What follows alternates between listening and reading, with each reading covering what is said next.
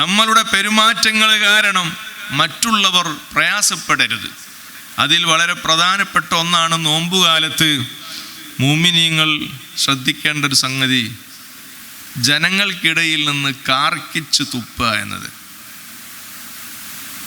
നോമ്പുകാലത്ത് ആവശ്യമില്ലാത്തൊരു ഏർപ്പാടാണ്. എപ്പോഴും ഇങ്ങനെ കാർക്കിച്ച് തുപ്പും. അത് മലയാളികളിൽ മാത്രമാണ് ആ സംസ്കാര ശൂന്യം നമുക്ക് കാണാൻ കഴിയുക. പുറത്തുള്ള ആളുകളിൽ നിന്ന് കാണാൻ കഴിയില്ല, പ്രത്യേകിച്ച് അറബ് സഹോദരങ്ങളിൽ കാണാൻ കഴിയില്ല. നാം തുപ്പുന്നത് എവിടെ തുപ്പണം? ഇസ്ലാമിൽ കൃത്യമായ നിർദ്ദേശമുണ്ട്. ഇടത് ഭാഗത്തേക്ക് തുപ്പാൻ പാടുള്ളൂ. ഇടത് ഭാഗത്ത് ആളുകളുണ്ടെങ്കിൽ നിങ്ങളുടെ കാലിൻ്റെ ചുവടെയാണ് തുപ്പേണ്ടത്. തുപ്പേണ്ടത് ജനങ്ങൾ വഴി നടക്കുന്ന സ്ഥലത്ത് തുപ്പാൻ പാടില്ല. ജനങ്ങൾ ഉപയോഗിക്കുന്ന, ജനങ്ങൾ പെരുമാറുന്ന സ്ഥലങ്ങളിൽ കാർക്കിച്ചു തുപ്പി അവിടെ മലിനപ്പെടുത്താൻ പാടില്ല. അങ്ങനെ നോമ്പുകാലത്ത് നമ്മൾ മലിനപ്പെടുത്തിയാൽ നമ്മളുടെ നോമ്പിൻ്റെ പ്രതിഫലം നഷ്ടപ്പെട്ടു പോകും. കാരണം ജനങ്ങളെ ഉപദ്രവിച്ചുകൊണ്ട് നോമ്പെടുക്കുമ്പോൾ പ്രതിഫലത്തിൽ ന്യൂനത വന്നു പോകുമെന്ന് എൻ്റെ പ്രിയപ്പെട്ടവരെ നമ്മളെല്ലാവരും ഓർക്കണം. അതുപോലെ മാലിന്യങ്ങൾ തോന്നുന്നത് പോലെ വലിച്ചെറിയുന്ന, ഉപേക്ഷിക്കുന്ന ഒരു ശീലം മുസൽമാന് ഭൂഷണമല്ല. മുഅ്മിനീങ്ങളെ ജീവിതത്തിൽ അങ്ങനെയുള്ള പ്രവർത്തനങ്ങൾ ഉണ്ടാകരുത്. കാരണം ജനങ്ങളെ ശല്യപ്പെടുത്തുന്നൊരു രീതിയാണ് അതിലൊക്കെ കാണുന്നത്. നബി സല്ലല്ലാഹു അലൈഹി വസല്ലമ തങ്ങളുടെ ഹദീസിലില്ലേ, വഴിയിൽ മൂത്രമൊഴിക്കരുത്, ഫലം കായ്ക്കുന്ന വൃക്ഷത്തിൻ്റെ ചുവടെ നിങ്ങൾ മലമൂത്ര വിസർജനം നടത്തരുത്, കാറ്റ് അടിച്ച് വീശുന്ന സ്ഥലങ്ങളിൽ ആവശ്യപൂർത്തീകരണം നടത്തരുത്. എന്തൊരു മനോഹരമായ ഉപദേശമാണിത്! ഇതിലെല്ലാം ഉണ്ടാകുന്നത് എന്താണ്? മറ്റുള്ളവരെ ഉപദ്രവിക്കുക എന്നതാണ്. ചുരുക്കത്തിൽ മുസ്ലിമീങ്ങൾ, മുഅ്മിനീങ്ങൾ നോമ്പുകാലത്ത് മറ്റുള്ളവരോടുള്ള പ്രതിബദ്ധത പുലർത്തുന്നവരാകാൻ പരിശീലനം നേടേണ്ടവരാണ്. അല്ലാഹു സുബ്ഹാനഹു വ തആല നമുക്കൊക്കെ അതിന് തൗഫീഖ് നൽകുമാറാകട്ടെ. സയ്യിദുനാ റസൂലുള്ളാഹി സ്വല്ലല്ലാഹു അലൈഹി വസല്ലമ തങ്ങൾ പറഞ്ഞ ഒരുപാട് ഹദീസുകൾ ഈ വിഷയകമായിട്ട് നമുക്ക് പറയാനുണ്ട്. മിൻ ഹഖ്ഖിൽ മുഅ്മിനി അലൽ മുഅ്മിനി അൻ യുസമ്മിയഹു ബിഅഹബ്ബി അസ്മാഇഹി ഇലൈഹി. ഒരു മുഅ്മിനായ മനുഷ്യൻ മറ്റൊരു മുഅ്മിനായ മനുഷ്യനോട് കൊടുത്തു വിട്ടേണ്ടുന്ന ഒരു ബാധ്യതയാണ് അയാൾക്ക് ഇഷ്ടപ്പെടുന്ന പേര് കൊണ്ട് അയാളെ വിളിക്കുക എന്നത്. മറ്റൊരു ഹദീസിൽ കാണാം, ഹഖ്ഖുൽ മുസ്ലിമി അലൽ മുസ്ലിമി സിത്തുൻ. മുസ്ലിമീങ്ങൾ പരസ്പരം നിർവഹിക്കേണ്ടുന്ന ബാധ്യതകൾ 6 എണ്ണമുണ്ട്. അതിൽ ഒന്നാമത്തേതാണ് ഇദാ ലഖീതഹു ഫസല്ലിം അലൈഹി. നീ ഒരു മുസ്ലിമിനെ കണ്ടുമുട്ടിയാൽ നീ അവനോട് സലാം കൊണ്ട് പറയണം, സലാം കൊണ്ട് സംസാരം ആരംഭിക്കണം.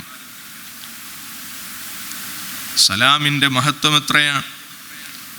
പാപങ്ങൾ പൊറുപ്പിക്കുന്നതാണ് സലാം. ഒരു മുഅ്മിനായ മനുഷ്യൻ മറ്റൊരു മുഅ്മിനായ മനുഷ്യനെ കണ്ട് സലാം ചൊല്ലി മുസാഫത്ത് ചെയ്താൽ അവരുടെ 2 പേരുടെയും പാപങ്ങൾ കൊഴിഞ്ഞു പോകുമെന്ന് സയ്യിദുനാ റസൂലുള്ളാഹി സ്വല്ലല്ലാഹു അലൈഹി വസല്ലം. സലാം കൊണ്ട് ആരാണോ തുടങ്ങുന്നത് അവനാണ് അള്ളാഹുമായി ഏറ്റവും ബന്ധപ്പെടുന്നവൻ, ബന്ധമുള്ളവൻ, അള്ളാഹുവിൻ്റെ റഹ്മത്ത് സമ്പാദിക്കുന്നവൻ എന്ന് സയ്യിദുനാ റസൂലുള്ളാഹി സ്വല്ലല്ലാഹു അലൈഹി വസല്ലം. നമ്മൾ എത്ര ആളുകൾ ഈ വിഷയങ്ങൾ ശ്രദ്ധിക്കുന്ന ആളുകളുണ്ട്. അന്ന ഔലന്നാസി ബില്ലാഹി മൻ ബദഅഹും ബിസ്സലാം. അള്ളാഹുമായി ഏറ്റവും ബന്ധപ്പെടുന്ന ആൾ സലാം കൊണ്ട് തുടങ്ങുന്നവനാണ്. അപ്പോൾ ജനങ്ങളെ കാണുമ്പോൾ നമ്മൾ ആദ്യം അങ്ങോട്ട് സലാം പറയുന്നൊരു ശീലം ഉണ്ടാവണം. ഒരു സ്വഹാബി എല്ലാ ദിവസവും രാവിലെയും വൈകുന്നേരവും അങ്ങാടിയിൽ വരുമത്രേ. അപ്പോൾ സ്വഹാബത്ത് ചോദിക്കുന്നുണ്ട്, ഭൂമിയിൽ അള്ളാഹുവിന് ഇഷ്ടപ്പെടാത്ത സ്ഥലം അൽ അസ്വാഖ്, മാർക്കറ്റാണെന്ന് ഹദീസിലുണ്ടല്ലോ, പിന്നെ എന്തിനാ എല്ലാ ദിവസവും പ്രഭാതത്തിലും പ്രദോഷത്തിലും നിങ്ങൾ അങ്ങാടിയിൽ വരുന്നത്? അപ്പം ആ സ്വഹാബിയുടെ മറുപടിയാണ് അഫ്ഷുസ്സലാം. ധാരാളം ആളുകൾക്ക് നിങ്ങൾ സലാം വ്യാപകമായി പറയണമെന്ന് നബി സല്ലല്ലാഹു അലൈഹി വസല്ലം തങ്ങളുടെ ഹദീസിലുണ്ടല്ലോ. ആ വലിയ സുന്നത്തായ അമല് ചെയ്യാനാണ് ഞാൻ മാർക്കറ്റിലേക്ക് രാവിലെയും വൈകുന്നേരവും വരുന്നത്. ഇന്നമൽ അഅ്മാലു ബിന്നിയാത്ത്. ഓരോരുത്തർക്കും ഓരോ പ്രവർത്തനത്തിൻ്റെ സമയം എന്താണോ അവരുടെ മനസ്സിൽ നിയ്യത്ത്, അതനുസരിച്ചാണ് അള്ളാഹു പ്രതിഫലം കൊടുക്കുന്നത്. സയ്യിദുനാ റസൂലുള്ളാഹി സ്വല്ലല്ലാഹു അലൈഹി വസല്ലം സലാം പറഞ്ഞു. എന്നാൽ സലാം പറഞ്ഞത് മടക്കൽ നിർബന്ധമാണ്. സലാം പറയപ്പെടുന്ന വ്യക്തി കേൾക്കും വിധത്തിലാണ്. സലാം മടക്കേണ്ടതും പറഞ്ഞ വ്യക്തി കേൾക്കുന്ന വിധത്തിലാണ്. ഇങ്ങോട്ട് സലാം പറഞ്ഞതിനേക്കാൾ തിരിച്ച് സലാം മടക്കുമ്പോൾ സലാമിൻ്റെ വാചകം കൂട്ടി പറയണം.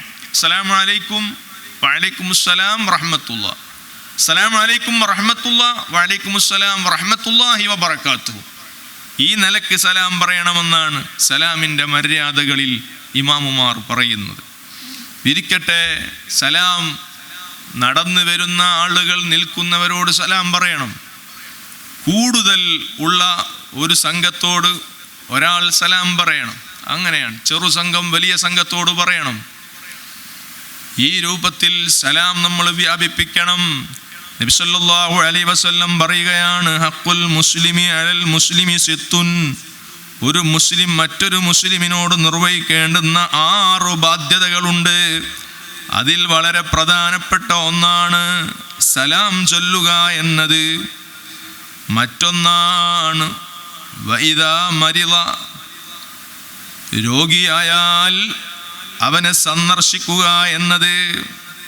രോഗിയായി നമ്മളുടെ കൂട്ടുകാർ കിടപ്പിലാണെന്നറിഞ്ഞാൽ നാം വൈദാ മരിള ഫഅുദ്ഹു, അവരെ സന്ദർശിക്കാൻ പോവണമെന്ന് സയ്യിദുനാ റസൂലുള്ളാഹി സ്വല്ലല്ലാഹു അലൈഹി വസല്ലം.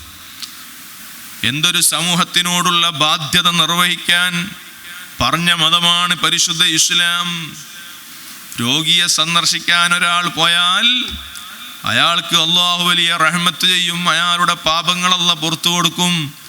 ആ സന്ദർശനം കഴിഞ്ഞ് തിരിച്ചു വരുന്നത് വരെയുള്ള സമയം മലക്കുകൾ സന്ദർശിക്കാൻ പോയ മനുഷ്യന് ഇസ്തിഗ്ഫാർ നടത്തുമെന്ന് സയ്യിദുനാ റസൂലുള്ളാഹി സ്വല്ലല്ലാഹു അലൈഹി വസല്ലം.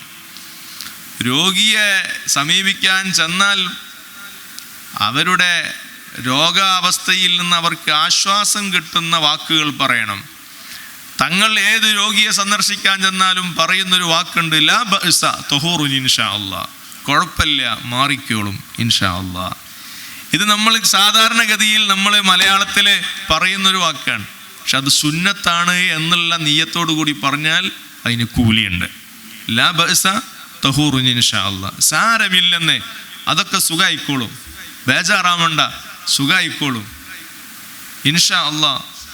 ഇങ്ങനെ രോഗം പലർക്കും ഉണ്ടായിട്ട് പലർക്കും അള്ളാഹു തആല ശിഫ കൊടുത്തിട്ടില്ലേ? അതുകൊണ്ട് നമ്മൾ ദുആ ചെയ്യുക, അള്ളാഹു ശിഫ തരട്ടെ.